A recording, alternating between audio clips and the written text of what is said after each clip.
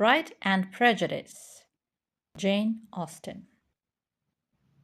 Chapter 1. The Bennets.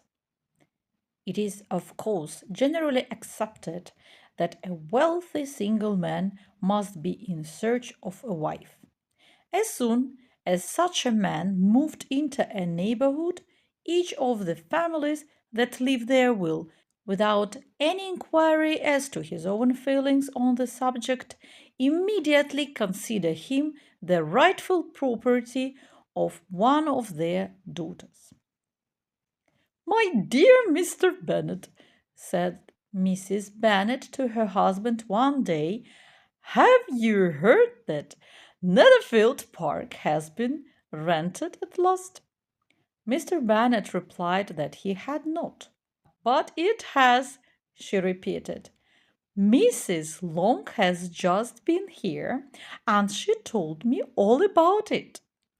Mr. Bennet made no answer. "Do you not want to know who has taken it?" cried his wife impatiently. "You want to tell me, and I have no objection to hearing it." This was quite enough encouragement. "Well, my dear, Mrs. Long says that Netherfield has been taken by a rich young man from the north of England, that he came down on Monday to see the place and was so pleased with it that he agreed to take possession immediately, and that some of his servants are to be in the house by the end of the week." "What is his name?" "Bingley." "Is he married or single?" "Oh, single, my dear, an unmarried man of large fortune, 4,000 or 5,000 pounds a year. What a fine thing for our girls!" "And why is that? What difference does it make to them?" "My dear Mr. Bennet," replied his wife, "how can you be so annoying? You must know that I am thinking of his marrying one of them." "Is that his intention in settling here?" "Intention? Nonsense! How can you talk like that? But it is likely that he may fall in love with one of them, and therefore you must visit him as soon as he comes." "I see no reason for that.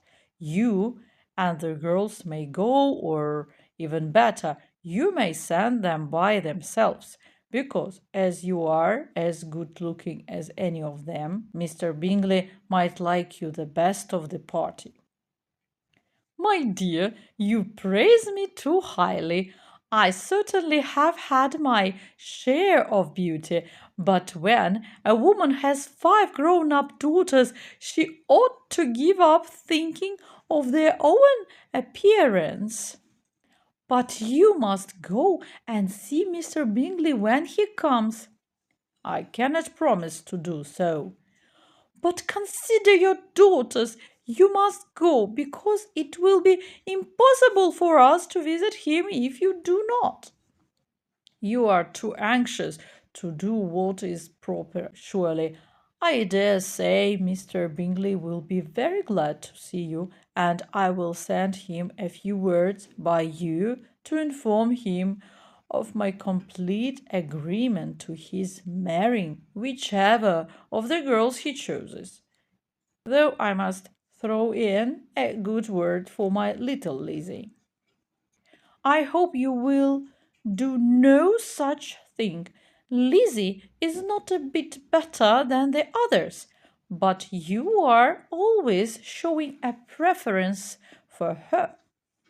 "They have known of them much about them to admire," he replied.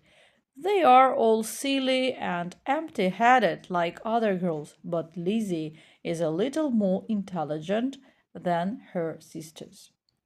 "Mr. Bennet, how can you speak of your own daughters in such a way? You take pleasure in annoying me.